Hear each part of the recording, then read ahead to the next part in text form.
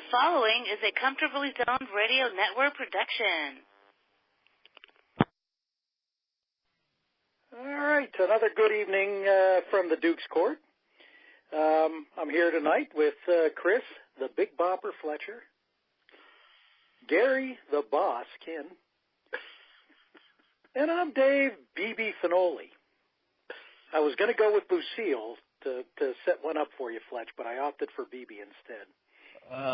Sometimes you have to be careful around the net. You don't want to put that big lob up there sometimes. I know.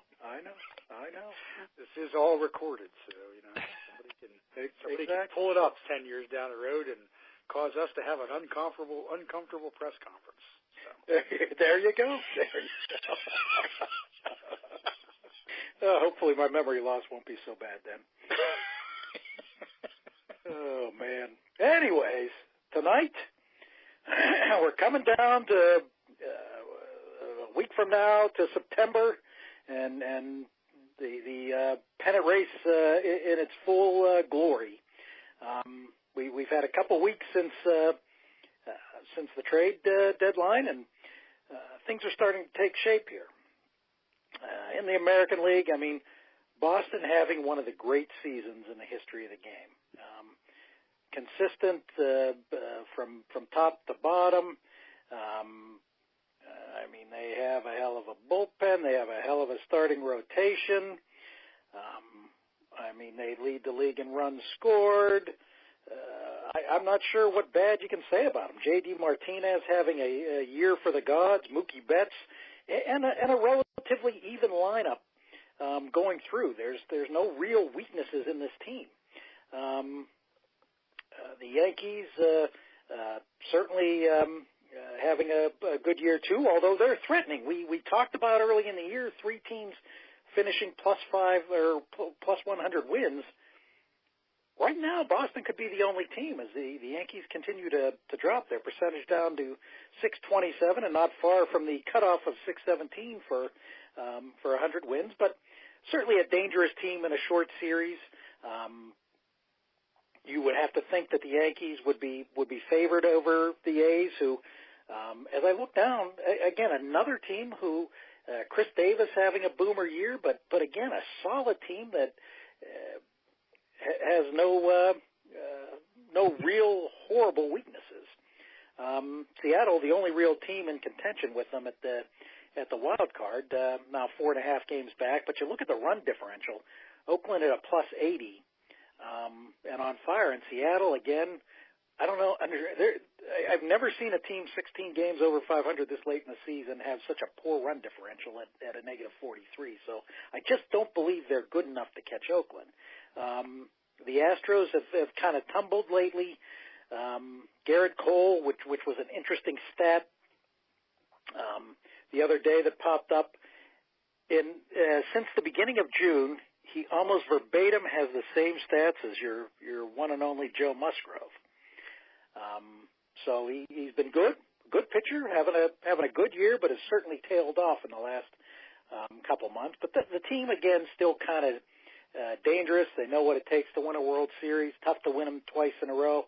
I just don't know right now how you can pick against the Red Sox as hot as they've been playing. The Indians have that factor. Their bullpen has stabilized since the trade deadline, and that was really their weakness. They have a solid starting core, solid offense. The bullpen is really what has brought them down, and that's starting to stabilize. Again, in a short series, they could be a dangerous team like they were two years ago when they caught people off guard to win the pennant. In the Eastern end, it just sickens me to see what's happened to the Pirates. Great stat: they scored 6 runs in this last 6-game homestand while having 6 errors. So, if you're having as many errors as runs, you're probably not going to win many games. And the whole Marte thing. And again, maybe this is a microcosm of their whole problem. Either this guy is just so incredibly stupid or he's just, pardon my language, a dick. I'm not going to hustle because I'm afraid to get hurt, and I don't want to be out the rest of the season on a play where odds were, against him getting injured, of course. But again, that just shows some of the lack of care that David Freese talked about at the beginning of the season. And Marte, to me, would be one guy that certainly emphasizes that. Although on the good end, the starting rotation looks good now. If you're basically complaining now that the Pirates gave up too much for Chris Archer, then hopefully you didn't bitch about how the Pirates weren't trying to win before, because that's what it took to get Chris Archer. And I think Chris Archer's a good pitcher who's going to be a nice addition for the next couple of years. So going forward, they've stabilized their bullpen. They stabilized their starting rotation. Hopefully you don't have a guy who, one of my least favorite Pirates, Josh Harrison, not much a hitter, not much a fielder. He hustles. I mean, we'll give him that. But I think the middle infield will be stabilized a little better with Mercer and Harrison out of it. But I think the Braves are certainly looking like a team that's in and a team that can do some damage in the as young as they are in the playoffs. The Cubs, to me, are the favorites to win the pennant.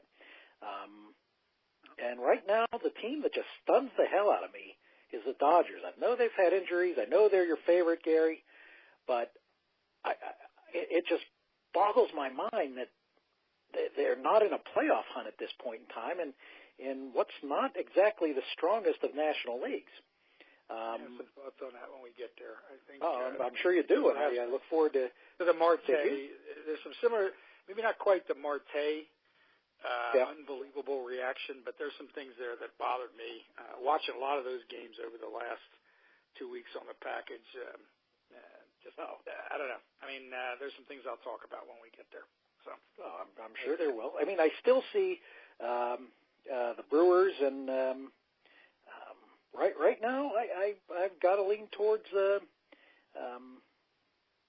I still think the Dodgers can sneak in, but they're what, 4.5? Yep. What are they out now? They're out 3.5 games from the spot. I still think they're the most talented team in the National League, along with the Cubs. But I still have a feeling they're going to sneak in with the Brewers. I don't think the Cardinals are going to maintain this pace they're at, although they're busting ass.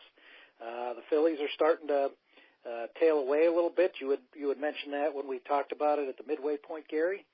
And the Nationals, if I'm a National fan, as much money as they put into this team, I'd be pissed at this point. I mean, right now they basically put everybody on revocable waivers so they can see what they get to them. They've already traded Murphy off. And with the talent and money they have, that's an embarrassment, just an absolute embarrassment. It was an embarrassment when they fired Dusty Baker, who, in my mind, was one of the better managers in the league. Yeah, he kind of choked a little in the playoffs, but, he was one of the better managers in the league. And to me, you as a manager, you get them in the position to get to the playoffs. After that, it's a bit of a crapshoot. But Dusty Baker, to me, was one of the better ones. Fletch, how do you see this pennant race shaping up? Well, I guess enough time has passed to get a feel for the changes made at the deadline. And like you, Dave, I really like what the Pirates did, but unfortunately, they seem to score less often now than Dave did in college. We know Dave was the scores, Fletch. They do. We know that Dave was the embodiment of just say no back in the day. So. But the unfortunate thing is those bold moves for the Pirates will have to wait until next season to show some dividends. And I'm hoping that there will be some changes. That I don't know what you're getting with Moran at third base. I think you're going to have a young middle infield, so hopefully we'll get something like a Whitaker Trammell and not something like a one of the other bad combinations we've had to endure over the years. Eliard Berra or something, right? Yeah. Oh, there you go. Yeah. And, guys, you have to respect the Cardinals. I mean, they're truly a top-notch organization, and it really kind of pains me to say that, but they put together a run to close in on the Cubs, and I'm not really sure how they did it. I mean, if you look at that team, the pitching, their pen is a hodgepodge of arms, and they certainly don't match up with the Cubs' power infield. But they just zoomed from 9 back, and they're nipping at the leader's heels. It's it's a solid organization that just seems to win. And the other thing, Gary, they have the best uniforms in the big. The Dodgers, I would say, are number 2 on that one. But that Cardinal uniform with the bat and the birds, that's very tough good to beat. I agree. I also give 60s, went back to the 60s socks too, with the stripes on the calves and stuff. Which nice, even better, made it even better. Yep. I agree. Yeah. I also give kudos to the Yankees. I mean, to me, they needed 2 major pieces at the deadline. They went out and they got them. I mean, Jay Happ, I'm still pissed that he got away from the Pirates, but I'm trying to move on past that. He's the starter that they needed. Plus, with him, they got at no extra charge a case of hand, foot, and mouth disease in the signing. So that's got to be the most disgusting thing that could happen in the locker room. Well, if they came out on the 10-day disabled list with crabs, would they mention that? Do you think that would get mentioned? You would think it would, but I still think that just to be able to say hand, foot, and mouth disease, wasn't it hoof and mouth? How did it become hand, foot, and mouth? Did I miss this? You just got to wonder where the combination came from. Sure. And don't go it's to a little West puzzling. Virginia. Don't go to West Virginia for the next month either. Oh, very puzzling. And besides getting the foot, the hand, foot, and mouth disease, they also picked up Zach Britton. So they got a good, strong lefty reliever there, from that clearance sale that was happening in Baltimore. So that was good. The Cubs are intriguing. I mean, Cole Hamels to me, is a really nice low-risk move. He's not the ace that he was, but he can still shut down a lot of those NL batters. Sort of like the girls shut down Dave back in the day. So sort of the same thing. I don't know that he has the cleverness that some of the girls did use at that point. Well, that's true. I think he just goes with his fastball. They didn't. Yeah, that's a good point. Yeah. They also picked up some bullpen depth, which they needed. But here's the thing, guys. They still have that smug-ass Joe Madden. So, I really hate this team. And, I hope they collapse. And that the division sends 2 teams and not 3 to the playoffs. So, Yep. So, and speaking of the division, I think the Brewers could have done more. I mean, they needed another starter, but I don't get what they did. They added to an already crowded infield. I think that's going to come back to haunt them. That was kind of very puzzling. Their thought process through that. I agree with that. And the Braves, you mentioned that team has a lot of young talent. You talk about a team that was able to execute a rebuild quickly. It's incredible. I mean, you look at the age of their young talent. They're on their early 20s. Then you look at the Pirates' young talent, and they're in their late 20s, and that's a big difference. Yeah. I like what they did in the bullpen. They got some pop from Adam Duvall. I thought it was some nice moves for them. They've got a strong front office, guys.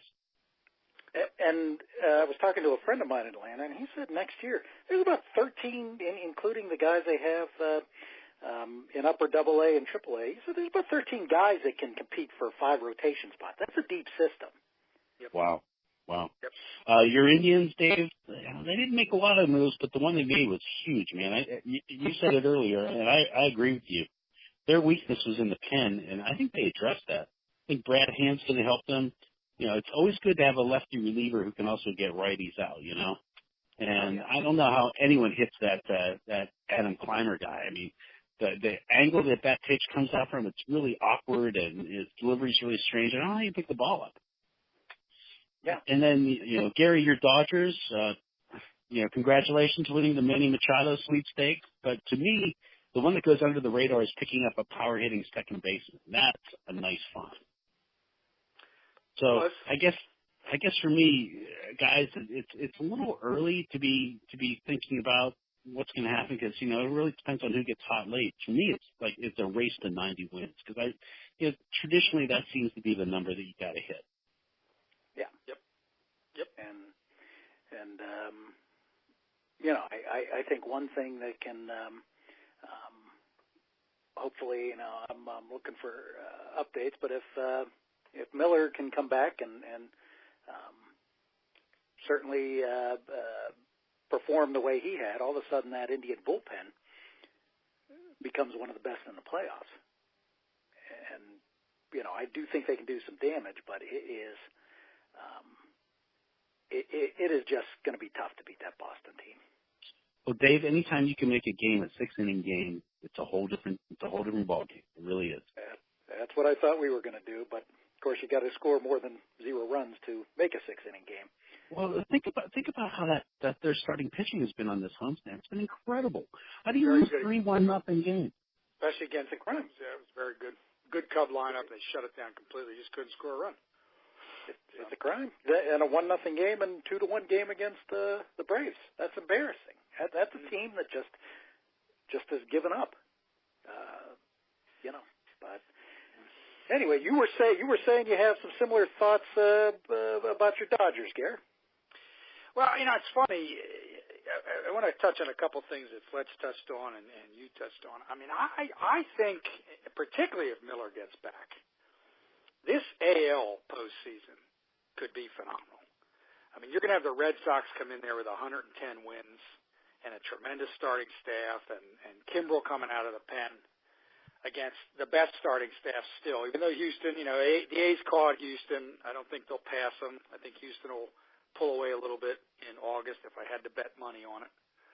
But you've got a tremendous starting staff in Houston, very good lineup, cocky team that I think can overcome a lot of things to win. The Yankees, to me, particularly if Judge can come back, he can get some at-bats before the postseason.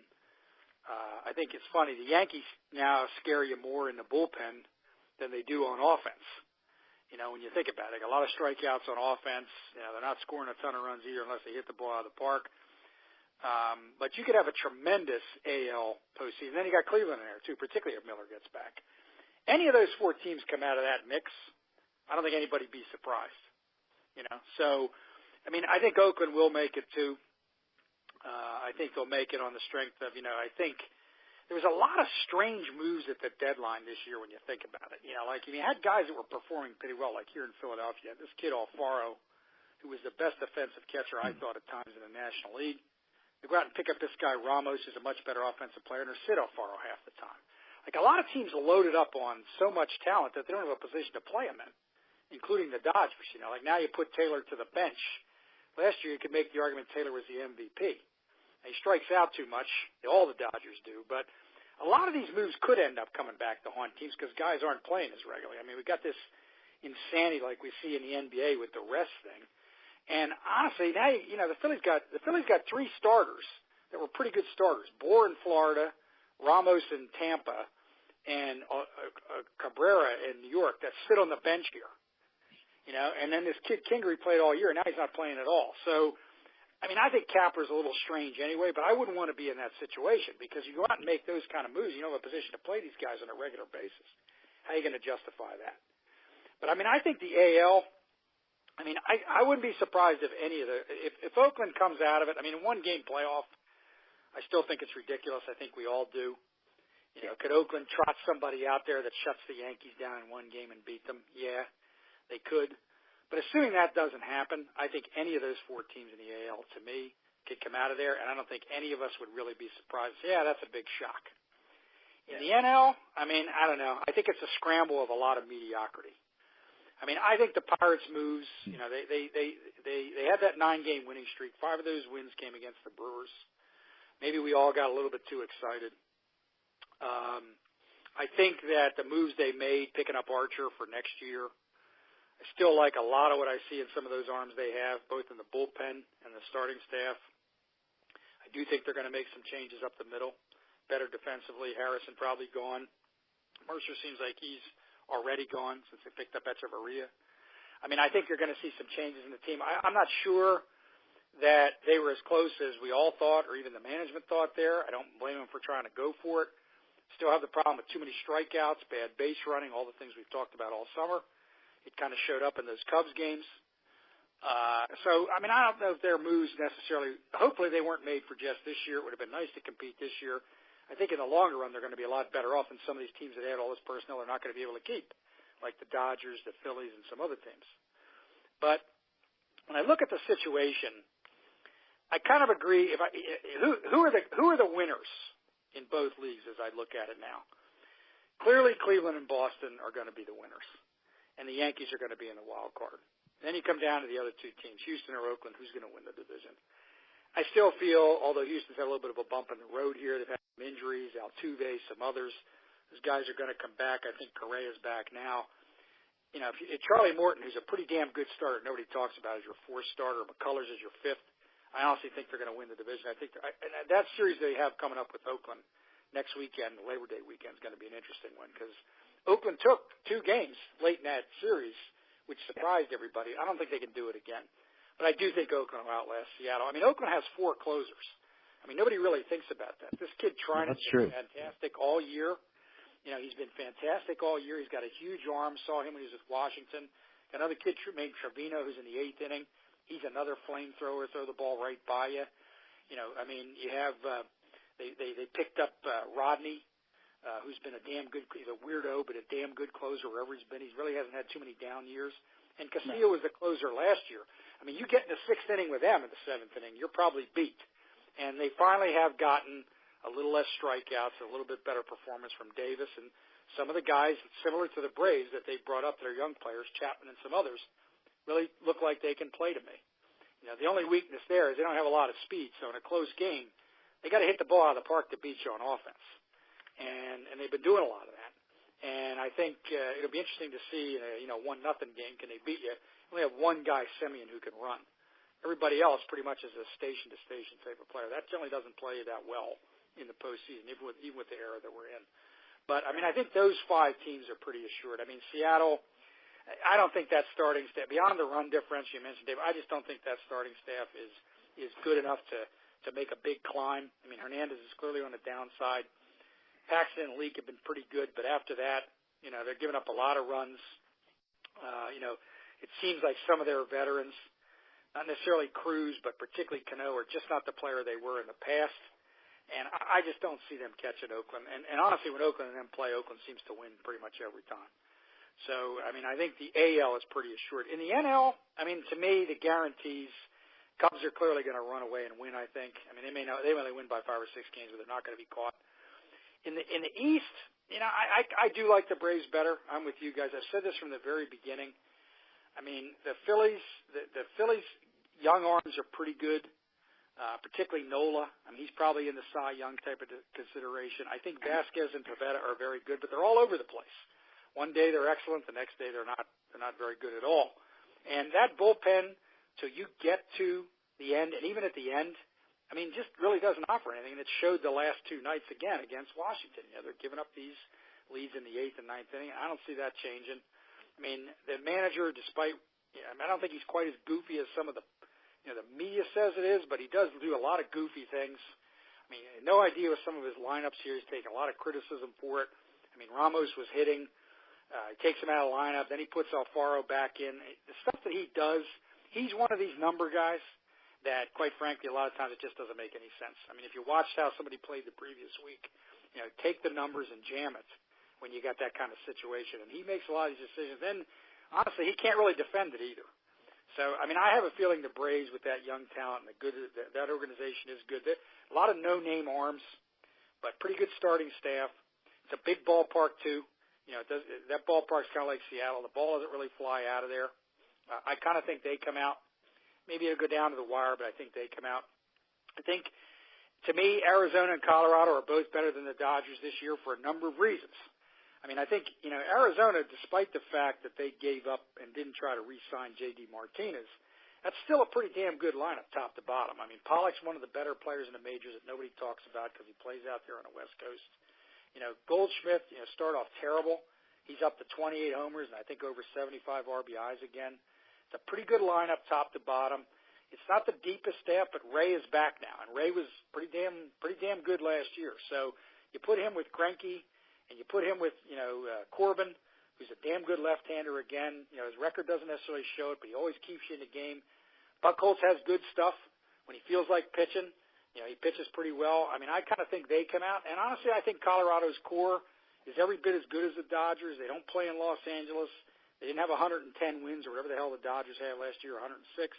But, if I said your core of your lineup was Arenado, Story, LeMahieu, Blackmon, even Desmond and those guys, would you say that's a playoff team? I would say that you would. And I think some of those pitchers who have no name at all, in today's, media crazy era with all the other sports. But, you look at the numbers that Freeland's put up, Senzatella, I mean, their errors are high, because of the ballpark. But that starting staff's a lot better than people give it credit for, and they have a proven closer in Wade Davis.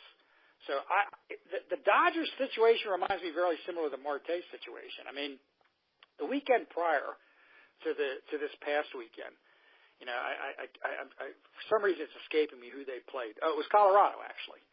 But Bellinger strikes out 6 of 7 at bats. 4 of those at bats with runners in scoring position. He walks back to the dugout and he's laughing with Hernandez and stuff like that. I'm sorry, and maybe I'm old school, but could you get a little more serious than that? I mean, to me, that kind of stuff just shouldn't be tolerated. And I think Roberts is way too lax. They strike out way too much. They never play any, advance the runner type of baseball. And honestly, that bullpen, Friedman's another one of these guys that always thinks he can get this reclamation project, trying to be Billy Beane too.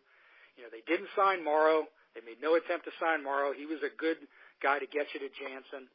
A couple of left-handers they let go too. That bullpen is horrendous until you get to Jansen, and here we are.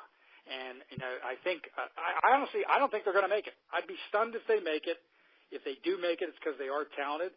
But honestly, I don't know. I mean, there's something there that just bothers me beyond just the bullpen talent. But it also bothers me that, quite frankly, you didn't win anything last year. You went to the World Series, and quite frankly, you were embarrassed. You gave up a ton of runs. You think there'd be a little more intensity than that. But I don't know. If you watched the games, if you had watched some of the games like I did, I think you'd be as bothered as you were as the Marte thing not running out. So, I mean, to summarize it, I can't pick right now any of the 4 in the AL, Cleveland, Boston, Houston, or the Yankees. I do think Boston would clearly be the favorite because of the season. But we all know their postseasons are either very good or very bad, including last year. And in the NL, I would probably say Atlanta comes out by a narrow margin. I would say Colorado and Arizona win. One of the two will be the wild card. I think the Cubs win. The last wild card, I honestly don't know. I mean, I think the one thing St. Louis does well is they don't stay long with so-called high-level prospects. They rave for years. They're kind of like the Dodgers. They rave for years about how good Colton Wong was going to be, how good Steve Piscotty was going to be, how good Randall Grichuk was going to be. When it was clear that they weren't as good as they thought, they unloaded them in 2 years, and then they bring up other guys. So, they don't have a lot of emotion, which I got to give them credit for. They seem to have a system that continues to generate prospects, which is why they made this recent run. I think Milwaukee's probably not a very good team. I just have a feeling Milwaukee may nose them out a little bit just because a lot of these kids haven't played in these pressure games. But I give the Cardinals credit for doing one thing. They're not afraid to reverse their field publicly or whatever criticism they take. Just think of those 3 players. You would have thought Grichuk and Colton Wong were going to be 2 of the greatest young players to ever come, from their system. They pretty much have given up on both of them. One's gone to Toronto, and the other one really is non-existent. So, I mean, I think I got to give them credit for that kind of thing. But I don't think they're going to nose the Brewers out. I think the Brewers would be the other wild card team if I had to bet on it today. So. Well, so you're basically calling the Cardinals a cold bastard of a team. Is that what you're saying? I mean, I love how they are, though. I mean, it's a steady stream of, remember Rosenthal, the closer that had 41 saves or 42 saves the 1 year? The next year he started giving up home runs all the time. He was basically gone. Jason Mott, remember him?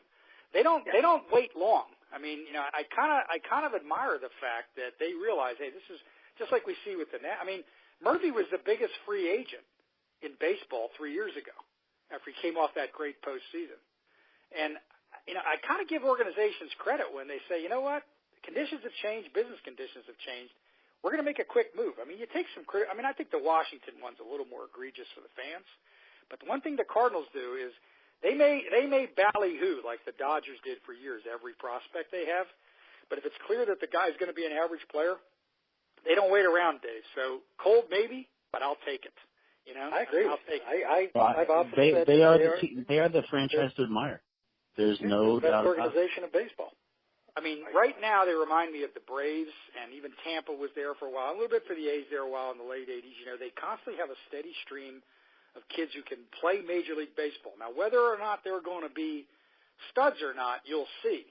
But when they realize that, hey, you know, we're 84-78, we're 85-77, they don't have a lot of time and they waste.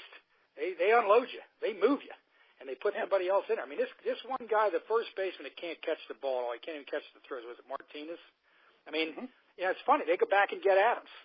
Okay, you know, they're not going to wait long on somebody that's not a full level major league player, and they don't do it in the mound either. And I think that's admirable. You know, and it's admirable because, quite frankly, they're comfortable enough with their system. And I don't know, going on a 9-1 run here or something, when everybody counted them out and nobody was talking about them, kind of looks like they're doing the right thing again. You know, so I mean, it's admirable to me. If you watch the way they, and I was a Matheny fan, I did not like his firing, although it has given him a little spark. But you see the way they approach every game; it's to win every game. It's not, well, let's blow this one and rest, blah blah blah. In the 5th, 6th inning, he's doing things with the thought process to win a game, and that's what the general manager seems to have, the thought process of winning this year, not winning down the road. The owner, the same thought process, and it works. It is for a team that, I mean, when you compare them to the Dodgers and Yankees, I mean, they spend a lot of money, but they do have limited resources when you compare them to those teams. But they make the most of what they have. They build the system. The Pirates, and to me, this has been one of their biggest downfalls. They have a lot of highly rated prospects that seem to come out of A-ball and AA.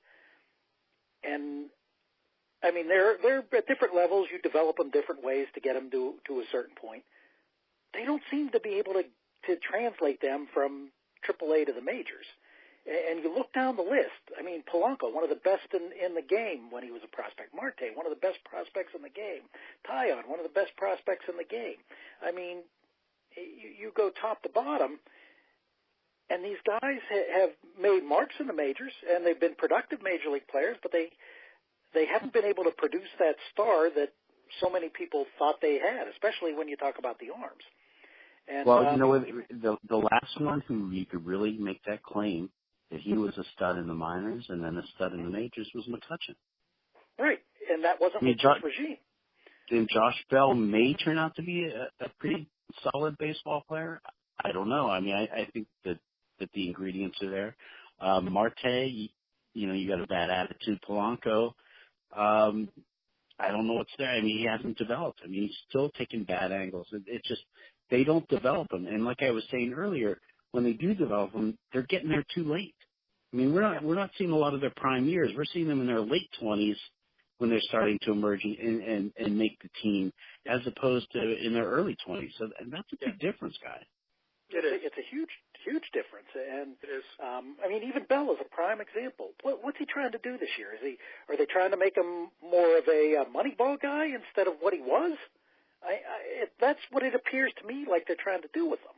And again, that's insane. I mean, he was on a good track last year to be a star, and he looks like a guy who's more intent on trying to get his on-base average up and get on base, which that's not what his thing is. That's not what's going to make him a star. And I mean, I don't have any facts, but think about this now. Think about that Cardinal situation. They said to Grishik, look, you're not going to hit 50 home runs. Cut down your swing, try to get the ball in the alley. He said some of the same crap that Rollins said here. Well, that's going to take away my aggressiveness. Well, guess what? Then go to Toronto. Okay? They had the same thing with, what was the guy, Rasmus. Remember, he was getting into it with LaRusse all the time. They said, look, your swing's too big. You're not a 55 home run guy. You're a good outfielder. Listen to it. Well, I'm not going to do that. Well, guess what? Then you're going to Tampa Bay. I mean, that's the difference, I think. You know, like, I mean, I don't know. You know, I mean, people love Hurtle out there. I'm a little mixed about him. I'm mixed. I mean, I mean, to me, Marte's not going to hustle down to first. I'm not going talking to him gently. I might not do it with the cameras on me, but I'd say, you know what? We're in a goddamn pennant race, and you can't run to first base. You're going to sit for a while. How's that? Okay? Exactly. You know? I mean, that kind of stuff, like, you can't tolerate. And that's the thing that's bothered me about this Dodger organization. You know, like, I mean, when you're blowing leads and stuff like that, you're striking out 18 times for 27 outs in a big series, then you're back there goofing off, laughing at something on the Jumbotron. I mean, your manager and some of the people on the field got to take charge of that. I'm tired of hearing this nonsense about, well, it's a different world. Baloney. You're paying millions of dollars to play professional baseball. Sorry. Okay? If you don't want to do it, we'll get somebody else. And that's, like the Cardinals, I think, Wong was the same thing, apparently. Now, I mean, I don't have any facts. It's, they don't let they're pretty guarded, like the 49ers used to be, about what gets out in the public or the Patriots. But, Wong was kind of, he thought he was going to be the second coming of Joe Morgan, right? He's buried beyond belief. You know what I mean? And I think it's because they probably said, look, what are you doing here? Just because you hit one home run off Kershaw in the postseason? I mean, you're a guy that we need to get on base, get some walks, drive the ball in the alleys, play a good second base, be a good base runner. If you're not going to be that, goodbye. I mean, that's the way to deal with it. Like, the players can't, again, have both ways. If you're going to make a ton of money, you're going to get a big deal like Murphy. If you're not performing and the organization is struggling, I don't blame these organizations for unloading you. The fans get emotional about it, but, the Washington's not going to make the postseason. They're not going to challenge for it. So did they get enough? Probably not by waiting till August. There, I think Rizzo has to be called on the carpet. But, boy, the Cardinals do that better with players in their development than any other organization in baseball, at least for the last 4 or 5 years. And that's why they're always in the race. So they're, I mean, to the Pirates' defense a little bit when compared to the Cardinals have done an incredible job of developing. They have a deep system. If you pull Marte, and I believe they should have, and I think that's I mean, Hurdle seems to sometimes have the, let's make everybody happy thought process. Yeah. And that, but on the other end, you sit these guys and you get rid of them, you got nothing. You got Jordan Luclo coming up.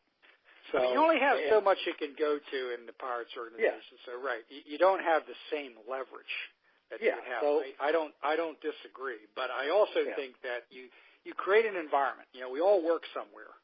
Okay, right. You create an environment that somebody comes and goes and they pleases, or they ignore, some of the things that you think are important, or they do that kind of thing. You start tolerating that. That starts to become pervasive to me too. So I don't think it has to be, a Gestapo drill sergeant type of situation. I do realize the world changes. You have to be held accountable. But you need to be held right. If you're going to bat 600 times and you can't run that out at 600 times, I don't care about how much travel you got and that kind of stuff, then honestly you don't belong there. I mean, you don't belong there. So we'll send you to some place where you got no hope.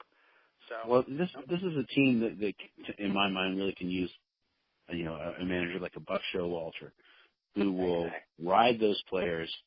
And then he leaves, and the next manager comes in and takes him to the next level.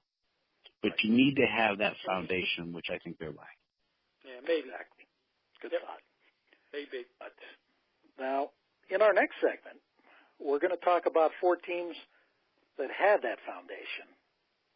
They just didn't get over the top of the mountain. We have 4 great teams in this area. Some we've featured in our book Unlucky 21, but to me, the Mount Rushmore of teams in Pittsburgh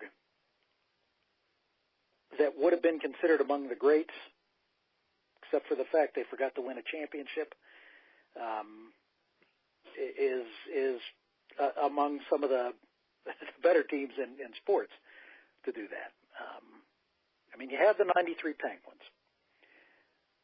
Set a record at the end of the year on NHL win streak. They did so without the joy of a shootout, so that makes it certainly a little more impressive than some of the teams that were contending for the all-time NHL win streak of the last couple of years,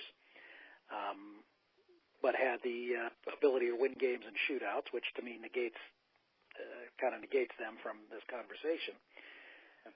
But it was a team that came off a couple of Stanley Cups. Certainly was better than the Islanders. Gary did a magnificent job kind of pointing out why they didn't end up winning, and maybe why it wasn't such a surprise.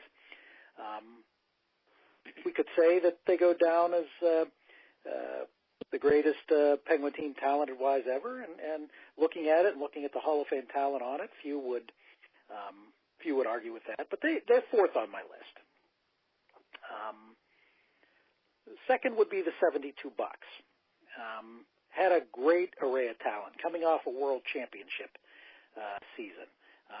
Stargell, phenomenal year. Sanguian, phenomenal year. I mean, you had really no weaknesses except that short, really. Richie Hebner hit 300. Vic Davalio, certainly one of the options in left field, hits 318. Al Oliver, 312. Roberto Clemente hits 312. Gets 118 hits on the button to finish his career at 3,000 before his tragic death. You had a good bullpen. You had a solid rotation. They were the best team in baseball in my eyes. And Al Oliver made a great comment that one of our guys who wrote the book, I believe it was Jim Lachima, said that Oliver made the comment once: if this team wins, you don't see the wild pitch and they end up winning that series and winning the World Series, you're talking about the battling Bucks. You're not necessarily talking about the Big Red Machine or the A's as the team of the decade. I mean, certainly the 75 and 76 Reds were probably one of the great, if not one of the top 3 or 4 teams in the history of the game. But it makes a point. I mean, that loss by the Pirates took away what could have been a historic run for them. They would have won back-to-back. They would have won back-to-back by the Reds. The A's would have only won 2 series at that point. So the Pirates would have been the one to win 3. But to me, I don't know that you talk about him as one of the greatest in the history of the game. You got the 76 Steelers off to a horrid start. That year, as you recall, they draft a man named Laverne Smith. Not that he did anything, but you rarely draft a guy named Laverne. But you lose 4 of the first 5 games, and you come out, and in the history of modern football, you give up 6 points, 3 consecutive shutouts, then 3 points, 16 points, which is more than you give up in that 9-game winning streak at the end of the year to Houston. Then you give up 3 to Cincinnati in a blinding snowstorm, shutting out Houston and Tampa Bay at the end of the year. So in the last 5 games, or 9 games, you have 5 shutouts, give up 28 points in one of the great defensive efforts of all time, crush Baltimore, and unfortunately injuries to Franco and Blyer late in that game end up costing them their place in history. It would have been 3 consecutive Super Bowls. Nobody has ever done that. But you can look down and say that arguably was the best team the Steelers produced. But in my mind, the greatest team not to win a title in this city has got to be the 1980 Pitt Panthers. You come out again with one of the great defenses ever. Listen to this array: Ricky Jackson, Hall of Fame, Pro Football Hall of Fame; Hugh Green, rated as by one College Football Digest as the 2nd greatest defensive player in the history of the game. Other NFL players: Jerry Boyarsky, Sinceri, Greg Meisner, who had a nice career, Bill Neal, Carlton Williamson with the world champion 49ers. Tommy Flynn had a little run with the Packers. I mean, this was one of the great. I try not to think. I'm prejudiced thinking this, but to me, this was the greatest defense I have ever seen in college football. To top it off, you had Danny Marino. Certainly coming off a couple knee injuries, but combining very well with Rick Tricano. Randy McMillan, do-it-all Joe McCall, Wayne the Train DeBartola running the ball, Benji Pryor, who was one of the great recruits of all time, Willie Collier, Dwight Collins, the fast Dwight Collins, who 827 yards and 30 catches, well over a 20-yard average. So there wasn't a weakness on this team.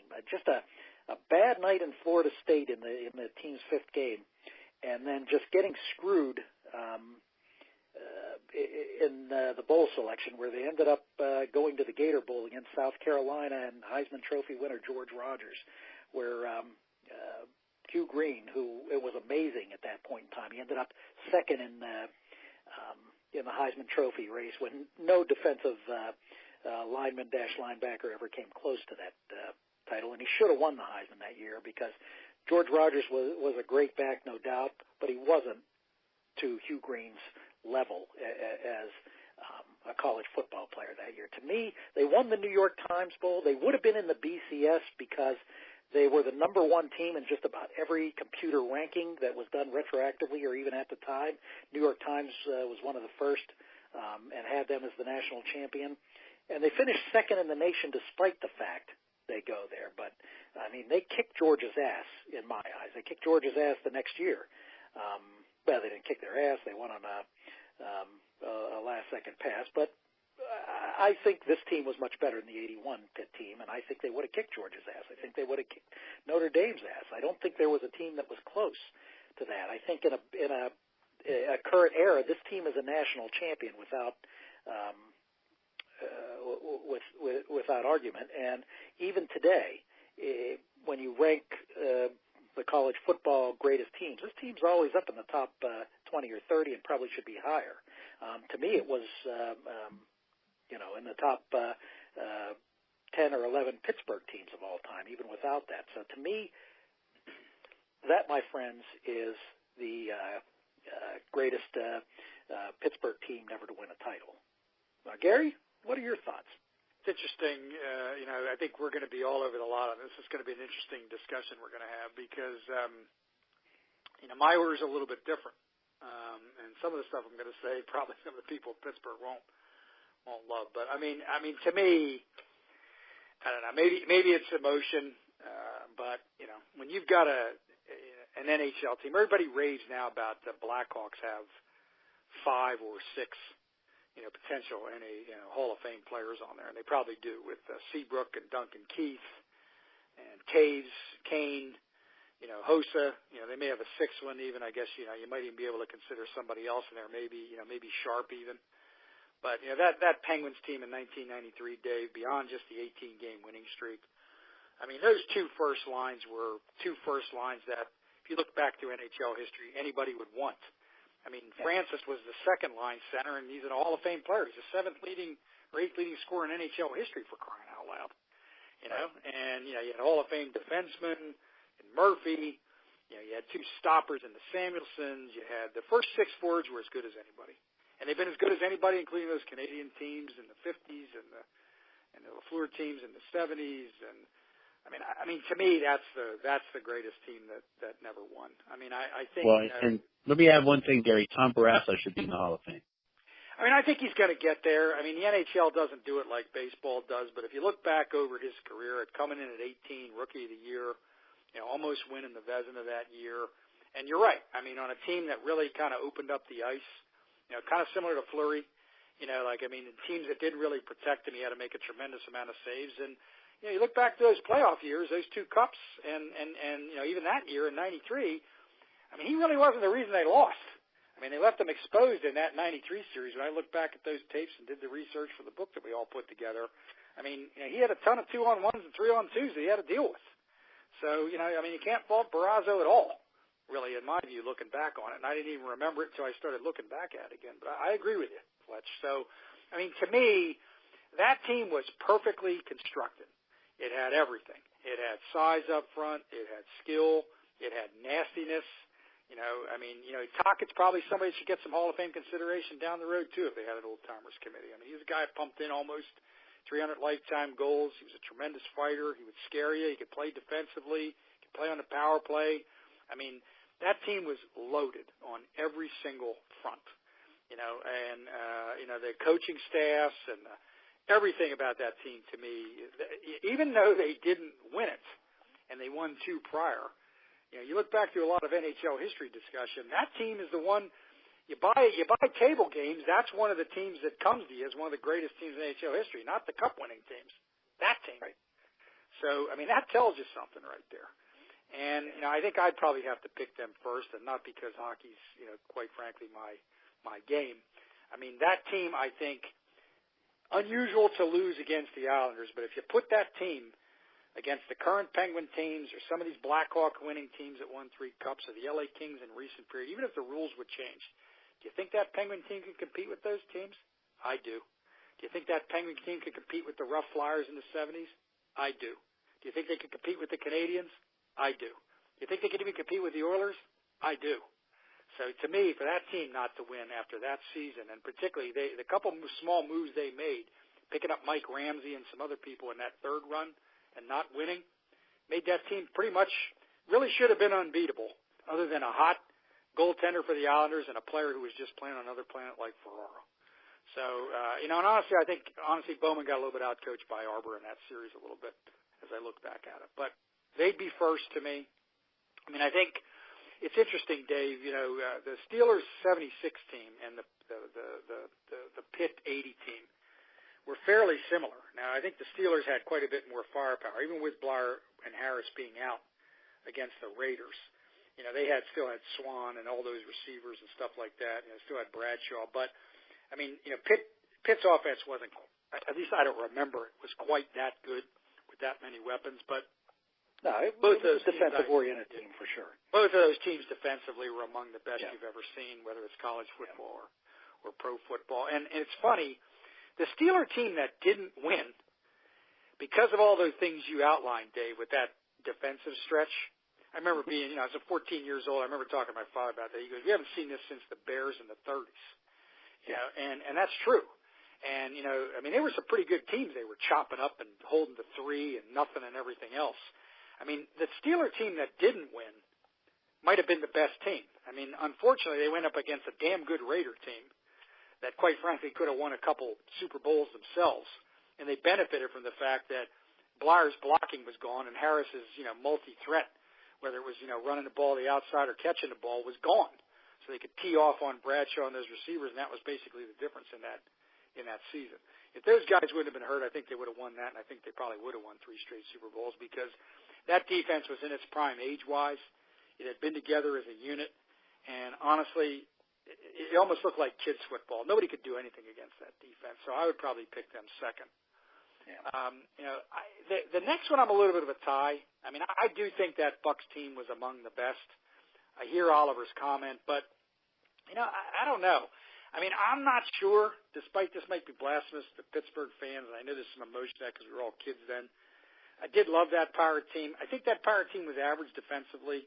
I think its starting staff that year had some of its best years, but it was similar to the Reds in some regards. I kind of think the A's pitching staff, and I think the A's line up a little bit top to bottom with some speed at the top and some power through the middle, and I think a lot better defensively up the middle than the Pirates were. I think all 3 of those teams were great teams at the same time.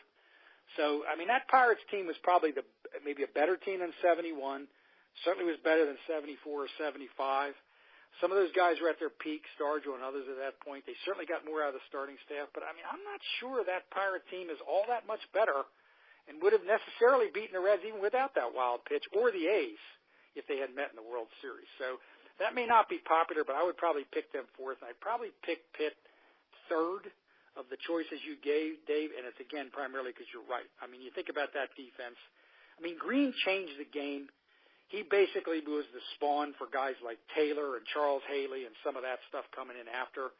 So to me, when you're talking about an all-time great team, how did they change the sport? And honestly, I think that Pitt defense did change the way defense was played, and Green was a key factor in that. So I'd go with the Penguins first, the 76 Steelers second, and a tie between the 80 Panthers and the 72 Bucs is how I would vote them. Yeah. So. The other thing about that Pitt team, 30% of the points they gave up that year were in the one game they lost. They only gave up double digits one or two more times other than that, but it was a defense that just changed the way defenses are played. You're absolutely right, Gary. And you'll never see it again. Now it's become a tag football game, let's face it. I mean, with the rule changes and all the other stuff that's a factor, it's really become a little bit of tag football now. And it's a little bit of it's much more you're just not going to see that withering defense anymore. And, you don't know it at the time. When you're watching that and you're going through it, all you know is, man, they're playing really well or nobody's scoring on them. But you look back, both of those teams and those seasons that you outlined, I mean, that you just don't, you didn't see that. You didn't see that much in football history, period. You're certainly not going to see it again. So no, you won't. And I will say one thing about Hugh Green. He went up against my buddy Ray Stefanesi in a hamburger eating contest at Wendy's, and he lost to Ray. Ray ate 10 hamburgers in like a 10 or 11 minute period, whereas Hugh did 9. But again, Hugh Green did this without the ability to go to a $55 million food and nutrition center. Yes, he did, fellas. Well, all I will say is this. I'll tell you guys this, too. It's interesting. He is still very close to Dorsett, and I have a friend of mine here that's involved with the Maxwell Club. I'm not going to say much more, but all he said is Green's a fantastic guy. His relationships matter to him, and he still treats people that way, and that's all. In my eyes, Green would be a better ranked player than Tony Dorsett, in my eyes. Dorsett, I meant we're just a human being, though, because of their teammates and their long relationship. He does some stuff that a lot of humans would not do, and I'll leave it at that. Yeah, he's a guy. I met him a few years ago. He's a good guy, real good guy. I agree with that. Yep. Fletch. Well, guys, you make some great cases for those teams, and I went back and forth with this one. Gary, I'm going to disagree with you on the $72. I think even though Oakland did have more speed and better defense, but you look at their batting averages compared to that Pirate team, and they were winning a lot of 2-1 games, 3-1 games, where the Pirates were just that their offense was just far superior to that. And I think that it would have been a really good series. I would have loved to see Vita Blue against some of the lefty power hitting Pirates. So I think that would have been an interesting matchup to see. But unfortunately, we didn't get that. And that 72 team is still the best Pirate squad I've seen since I've been following the team. And I'll say this, in my Stratomatic managing history, that's the first, that team won 109 games for me. So that was, I love that team. So it's hard for me to not say it's the best not to win. That Pitt team was loaded, a lot of great players, both on offense and defense. And, Hugh Green was easily the best, defensive college player I've ever seen. So he was a disruptor. And then you pair him with Ricky Jackson, and what do you do as an offense? How do you stop those two guys? And that's really that was a great team. And the 93 Pens, well, they were a juggernaut, we've talked about it, and you think of all the Hall of Famers they had on there, and just the way that they played a game, they played a beautiful game. They were fun to watch. They stretched the ice, but they also, like you said, Gary, they had the toughness. The Larry Murphy clear is still one of the great plays in hockey. How he was able to do that, and it was a fun team to watch. I was really shocked when they lost that last game. When they came back and they tied it after being down 2 goals like that, I thought, okay, we had a little scare, but we're going to go. But unfortunately, it didn't turn out that way. The 76 Steelers. Well, here's the thing for me. You're up 26-7 at the half. You lose Blyer on, one of the first series of the game with the bad toe. Why the hell is Franco still in there? That I've never gotten past that in all that time. But the other thing about that team, guys, and this kind of hurts me to say it, but they're so widely praised. But it really disrespects that Raiders team that eliminated them. That Raiders team only lost 1 game, and they beat the Steelers twice that year. That team doesn't get the respect that they deserve, in my opinion. And that's hard for me to say as a Steeler fan, but that was a hell of a team. I don't know whether, it's so cut and dry that they win that game if the Steelers are going with losing 2 running backs. I don't know. I think it's going to be a tough game. I mean, the Raiders edged them early in the season with the opener. I believe they beat them by a field goal or 4 points, something like that. But that was a great team. And so that kind of brings me to my greatest team that Pittsburgh's not to win. And Dave, I'm going off the board for this one. I know that it wasn't included in your list, but how about a little love for that 1903 Bucks team? They made it to the inaugural World Series. They fell to the Boston team. The fact that they even got to win their league is pretty amazing. Remember the Pirates were a victim of what had made them a dynasty in the first place. They got their nickname the Pirates because they were raiding players from other teams.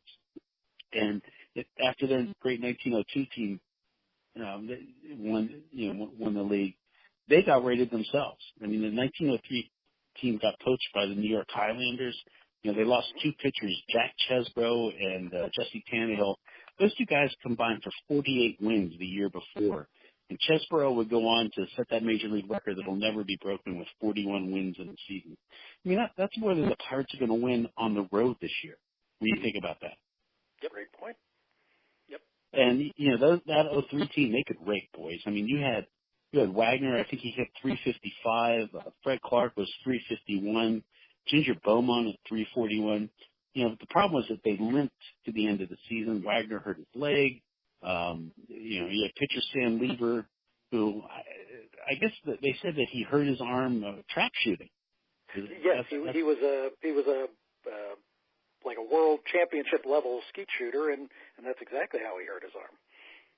Doheny went to the insane asylum. Right, he had a mental breakdown, and despite that, they gave that Boston team a really good series.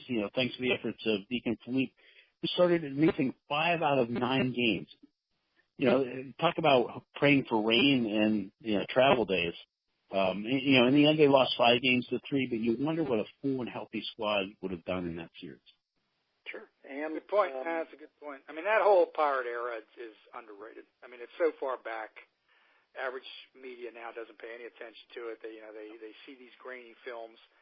Baseball is pretty much the same game. Maybe the ball doesn't fly out of the park as much. Maybe the pitchers worked a lot more and let up a little bit more. Defense wasn't as good, but I mean that whole Pirate era. Couldn't agree with you more, Fletch. I mean, 09 won. 08 was a damn good team, like we talked about before. 05 was a pretty good team. Right. 02, that they had a little bit of an advantage because, Johnson decided to have his AL clubs raid all the other teams. Pittsburgh was a small market even in those days. Let them dominate it. Back then the gate mattered. But that 03 team, a couple bad breaks really kind of scuttled it. So, you're right. I have to agree with you on that. And I want to make a couple clarifications, Dave, before we go on, if you don't mind. I want everybody and you guys to realize I'm not suggesting that Pirate team in 1972 wasn't one of the best Pirate teams. I do think I know far better than the A's. I just think that there were 4 teams, the Orioles in that era too. Take your pick on any of those clubs. I mean, what do you like? The Pirates were much more exciting, probably. The A's and the Orioles were a little more boring. But boy, those Orioles and A's staffs. I mean, would you want that today? I mean, the Orioles teams were great, but the negative has to be the way they performed in the series. I mean, they were too good. Right. Yeah, I mean, they were too good not to win more than 70. I mean, they were just too good for that. And again, that has to be considered. And you had mentioned the 02 team, which I think in my eyes, gets unfairly criticized. I understand the ratings and the rumor that Johnson was trying to destroy the pennant race by rating everybody but the Pirates. But you look at those players on that team; it's the same core that led them to greatness throughout the decade, even after the 2 leagues made nice. And it was that core at their prime. I think that team was every bit. I've had some folks get on me in my in the book I did rating the teams. I rated them as the best Pirate team of all time because to me that's the team in its prime with Chesbro, with Tannehill, as you mentioned, Fletch. So I think whether they rated him or not, that team was the best Pirate team during, and one of the best Pirate team in the history of the franchise, and one of the best in the history of the game. I just think they get unduly criticized for that. But anyways, we're going to go to the flash round. Originally, I told you guys I was going to whine a little about Marte and our best moments of the week. But last night, the Ohio State Regents and Urban Meyer and Gene Smith all gave a collective "hold my beer" in their in their release. They not only didn't release the report to the press before, they waited till after, so there were no specific questions about it, which again shows you what's important here. Not the fact the woman was getting the shit beat out of her, but that the fabled program might be embarrassed. Here's some things that came up about Urban Meyer, who, again, what pissed me off more about this were some of the responses I was getting from folks who were Ohio State fans, basically just claiming Buckeye Nation, thank God, and listening to the fan today, and just the mind-numbing responses that, in my eyes,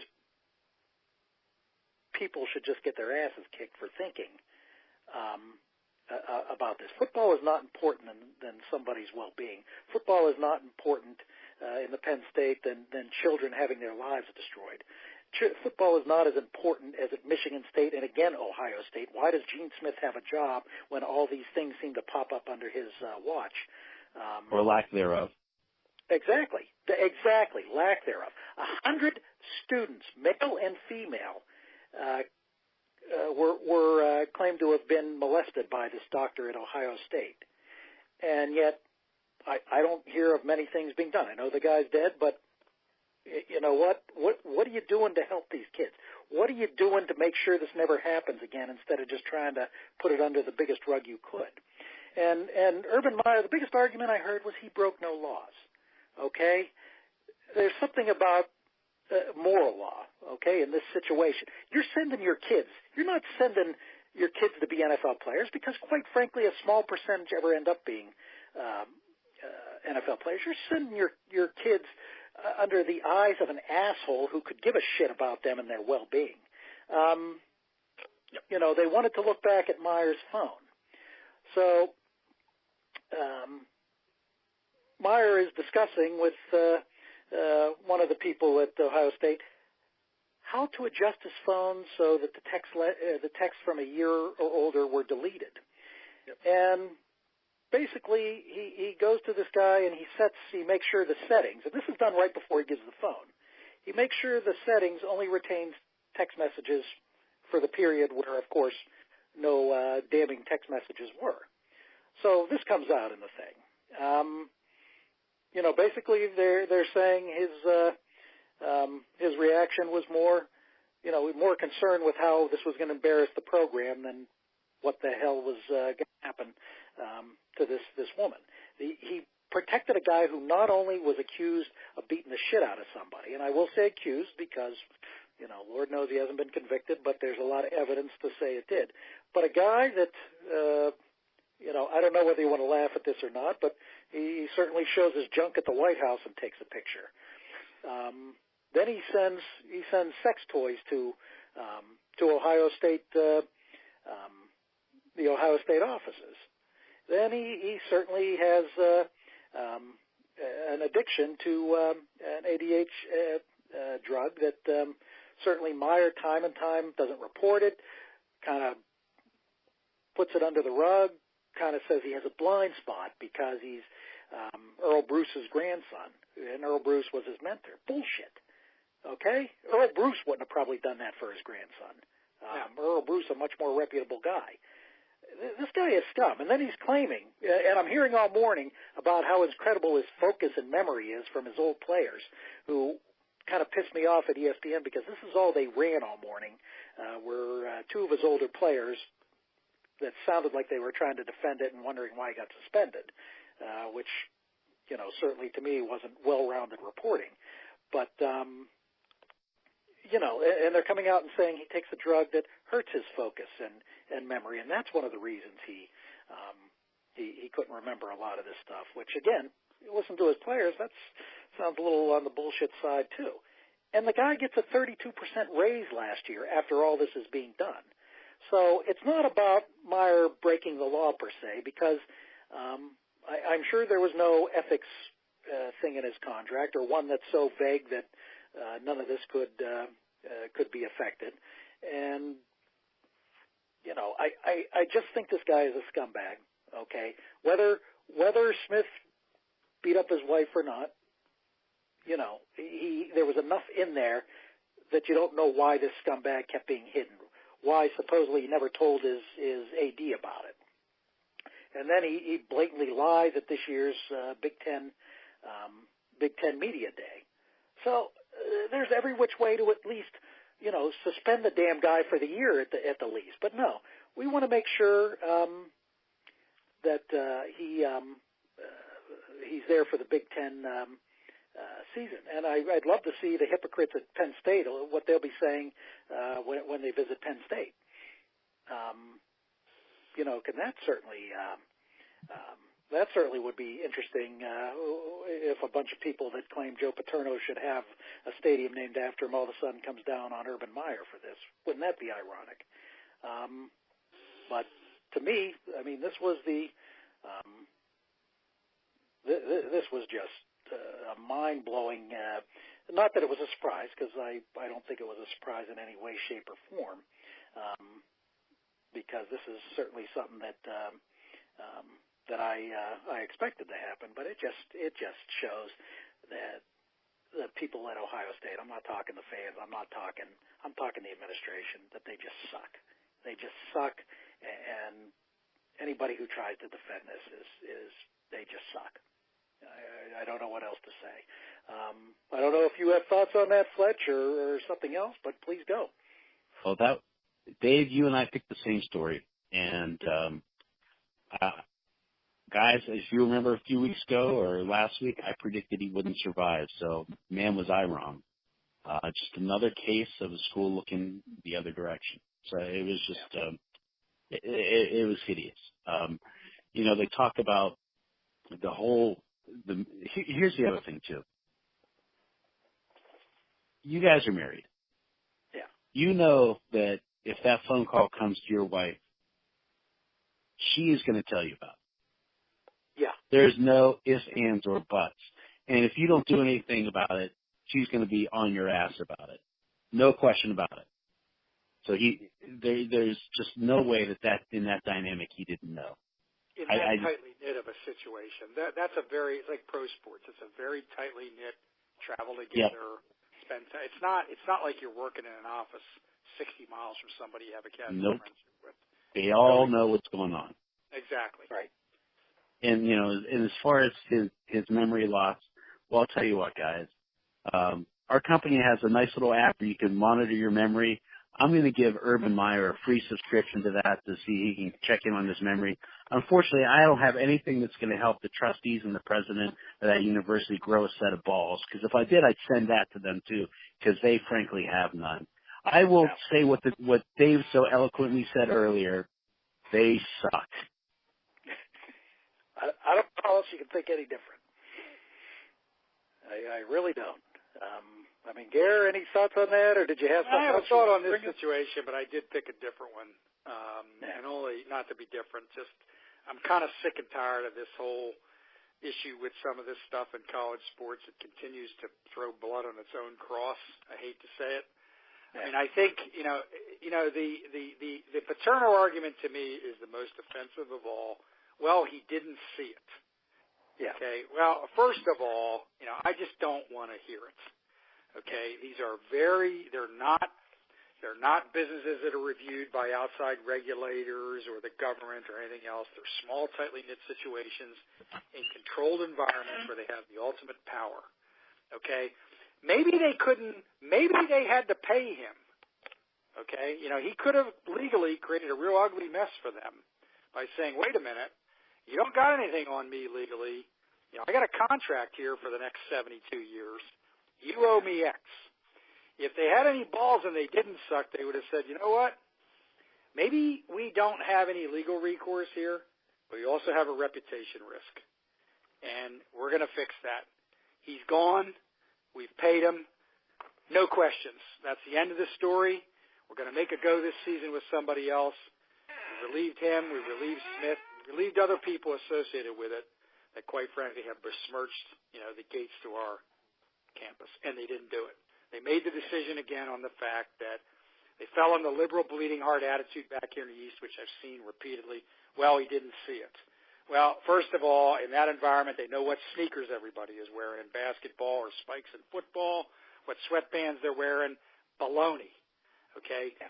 But number one, and they could have gotten rid of them. They could have said, we're going to pay you, but goodbye. Yeah. Okay? Yeah. They didn't do that, and that's where the stink really comes out of it again.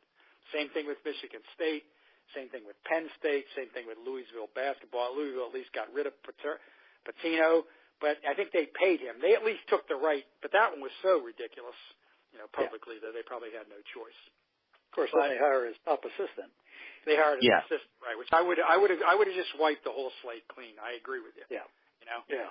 But and I think that's what Ohio State. If Ohio State really wanted to do the right thing here, he may have had a case that he could have won. Said, look, I'm not somebody's keeper, and you got a contract with me. You owe me money, and they could have said, yeah, here's your money. Goodbye. We're starting over. They could have done that. That would have been the right thing to do. Yeah. But my moment of the week is that Washington trade, because I think, I don't know if it's a trend, but you start to think about baseball the past couple of years. Teams just aren't waiting very long. They may go out and get these guys, and all of a sudden the press makes a big deal because somebody's getting $32 million a year. But if the team's not performing, that $32 million a year, they shovel it off to somewhere quickly. Right. And I think, to me, that's kind of my moment of the week because I think it says a lot. Now, I'm not sure it's the greatest for the fans, but I think if the fans step back and look at it, it's not the worst either. I mean, it depends on what you get. My problem with Rizzo and the Nats was I don't think they got enough. They should have traded those guys at the deadline if they were going to do this. I don't think they ended up getting enough by waiting till the waiver period. So that would be my moment of the week. Yeah. So. Well, great points. I mean, it certainly probably didn't, but we're gonna get into our big prediction here real quick. Mine's gonna be Duquesne and UMass meet in the first college game of the year. UMass wins, but they do not cover the 28-point spread. I'll say it right here. Duquesne will cover. UMass will win. Gary? Nice. Mine's a simple one, I think. This Pittsburgh-Milwaukee series this weekend is going to be an interesting one. Pittsburgh hammered them, got everybody real hopeful, ended up making the trade for Archer because of it. I have a feeling this weekend, again, hopefully people in Pittsburgh don't throw darts at me. I think it's going to go the opposite. I think Milwaukee's kind of in a little bit of a desperate situation. I think they kind of see the Pirates reeling a little bit, not just because of the Marte thing, but not scoring any runs, as you guys said. I kind of like Milwaukee to win the series, maybe sweep it all, try to climb back in it. My prediction is the Pirates pretty much get eliminated for all intents and purposes this weekend. So, the body has been declared dead as of Sunday. Yeah, I think it's going to be. I think if they lose 2 of the 3 or they lose all 3, I think pretty much it's over. I mean, mathematically you're still alive, but there's a lot of teams in that scramble. So, right. But here's the thing: they got the fans to come back this year for a little bit, which I didn't think was going to be possible. So I got to give them a little bit of kudos on that.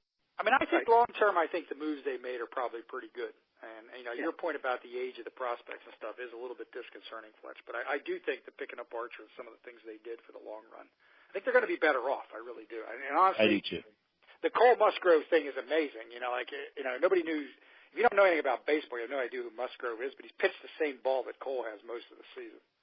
Yeah, and Cole didn't take somebody out at second base during a double play. So I'm going with Musgrove. I mean, me too. And McCutchen was shocked. I mean, the Giants weren't mathematically out of the race either, but they were shopping them. So, I mean, that tells you something too. So, I mean, I think the Pirates organization, and although Huntington might be a little bit foolish, with some of these numbers and stuff like Kapler yaps about here all the time, but in the long run, I think the Pirates are probably going to be a lot better positioned by what they did last year in the offseason and what they did this year at the deadline. It's just this season, unfortunately, sadly, not as disappointing as those 4 teams that we talked about earlier and not winning. But unfortunately, there was a lot of hope, and it really got a dash pretty quickly. So absolutely, my friend. And Fletch, bring us home. Well, guys, I'm a budget-conscious dude. I won't go so far as to say I'm cheap, You know, I prefer saying frugal, just like I'm not bald, but I'm follically challenged. You know. That being said, here's my prediction. I will be buying the Tiger Woods Phil Mickelson $9 million winner-take-all golf match this Thanksgiving weekend. And here's the thing. They haven't even announced how much it will cost yet, but it doesn't matter. Just take my money. Besides seeing two of the playing, you know, really high-stakes golf, Woods and Mickelson will also be making side bets during the match, you know, for like longest drive or closest to the pin. You know, I'm picturing this great entertainment with their banter going back and forth, and maybe even they'll go full Caddyshack on it. Imagine this: $1,000 says you slice. I, sir, never slice. or maybe Phil's gonna be putting, and you'll hear him ask his caddy to bring out the Billy Baroo, and he'll be going, oh, Billy, Billy, Billy, Billy, Billy, Billy. You know, if only they were playing this at Bushwood instead of in Vegas. But, you know, that's just a small quibble. And I can only hope that Tiger launches into a full F-bomb loaded tirade when he shanks one. And maybe Tiger's going to jag Phil about having man boobs. Or if Tiger leaves a putt short, Phil's going to ask Tiger if he got his putter caught in his purse strap in the backstreet. You know, gentlemen, this is value-packed entertainment at any price. Just count me in.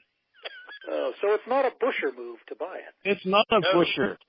And when is this not Thanksgiving weekend in Las Vegas? It's going to be Thanksgiving weekend, 9 million bones. But, I just can't wait for it. Well, if you're buying it, I'll come over and I'll watch it off your purchase. But anyways, it should be some fun stuff. That does sound like a fun event. Mickelson has a lot of jabs he could throw there. Las Vegas, not go to Denny's. He has a whole bunch of things he can throw out there. Oh, he can. Yeah, and I saw an interview with Phil today, and he's already jabbing him. He was. That was kind of fun. I saw it. He said it's going to be the easiest $9 million he's ever made. Oh, man. You don't want to get Tiger mad. Because you know he's going to get pissed at that shit. Yeah, I can't wait for the weigh-in. Tyson Fury have nothing on these two. So. Weigh-in should be good. Exactly. Press conference leading up. All right. Oh, man. All right. Well, that is another week of the Dukes Court. Gentlemen, next week we're going to leave the scunge of college football behind and talk about what we look forward to on the first big weekend. We'll see you then. Night. See you guys. Bye.